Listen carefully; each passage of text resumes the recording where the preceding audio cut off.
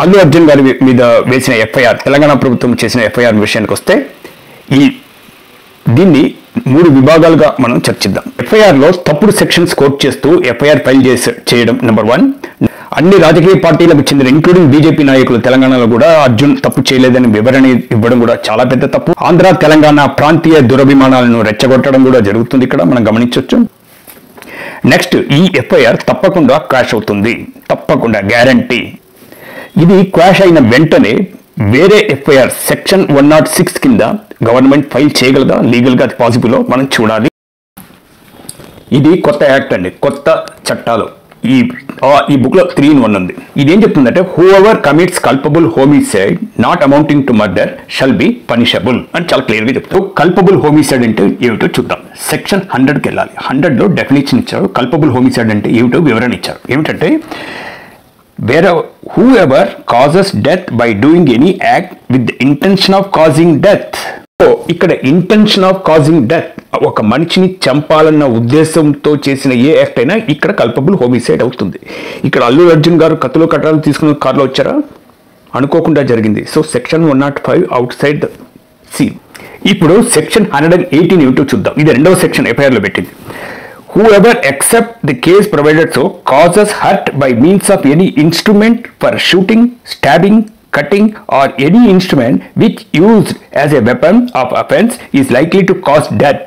ఇటువంటి సందర్భాల్లోనే 118 వస్తుంది. మరి తెలంగాణ సీఎం గారు ఏమంటున్నారు, అల్లు అర్జున్ గారు తప్పు చేశారు అంటున్నారు. కరెక్ట్, తప్పు చేశారు. ఆయన ఆ విధంగా కారులో రాకూడదు అన్నారు, అది కరెక్ట్. కానీ నువ్వు ఎఫ్ఐఆర్ దేంట్లో ఫైల్ చేసావు?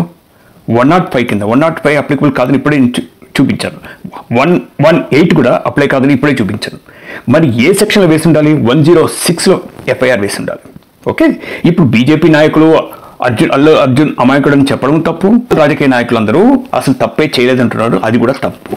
ఆయన తప్పు చేశాడు, ఆయన నేరం చేశాడు. అల్లు అర్జున్ అనుకోకుండా చేశాడు, అందువల్ల లా ప్రొవైడ్ చేస్తుంది. అనుకోకుండా చేసిన వాటికి కూడా శిక్ష ఉంటుంది కొంచెం విషయాలు. అది 106. ఇప్పుడు 106 ఏమిటో చెప్తాను. మరి సెక్షన్ 106 ఏం చెప్తుంది? కాజింగ్ డెత్ బై నెగ్లిజెన్స్, నిర్లక్ష్యం వల్ల ఎవరో ప్రాణాలు పోతుంది. అంటే ఈ నిర్లక్ష్యంగా వ్యవహరించిన వ్యక్తికి ఎవరి ప్రాణాలు పోతుందో ముందే తెలియదు, ప్రాణం పోతుందో లేదో కూడా తెలియదు, గాయాలతో బయటపడతారేమో తెలియదు, ఇటువంటి స్టాంపీడ్ ఏమైనా జరుగుతుందో లేదో అతనికి గ్యారంటీగా తెలియదు. కానీ తన ప్రవర్తన వల్ల, నిర్లక్ష్యం వల్ల ఇటువంటి ప్రమాదాలు జరిగే అవకాశం ఉందని ఒక ఐడియా ఉండాలి. అందుకే ఈ సెక్షన్ 106 106 కేవలం రోడ్ యాక్సిడెంట్కి సంబంధించింది కాదు. ఇది హిట్ అండ్ రన్ కేసెస్ ఉంటాయి కదా. ఆయన గడ్కరీ గారు ఈ సెక్షన్ కింద 10 ఏళ్ళు పెట్టారు శిక్ష. అప్పుడు పెద్ద గొడవ అయింది, ట్రాన్స్పోర్టర్ స్ట్రైక్ అంతా అయింది, మీకు గుర్తు ఉంటుంది. అందువల్ల 106 కేవలం ట్రాన్స్పోర్ట్ అంటే హిట్ అండ్ రన్ రోడ్ కేసెస్కి పరిమితం కాదు. సంధ్యా థియేటర్లో జరిగిన సంఘటన కూడా ఈ 106 కవర్ చేస్తుంది. సో సెక్షన్ 105 అప్లై కాదని నేను ఎప్పుడో చెప్పాను. వీళ్ళు ఎఫ్ఐఆర్ ఫైల్ చేయగానే చెప్పాను 106 అప్లై అవుతుందని. నా షార్ట్ వీడియో కూడా చేశాను. ఇది ఇప్పుడు కోర్టులో వాళ్ళ ఆర్గ్యుమెంట్ చూసి నేను చెప్పడం కాదు, ఎప్పుడో చెప్పేశాను.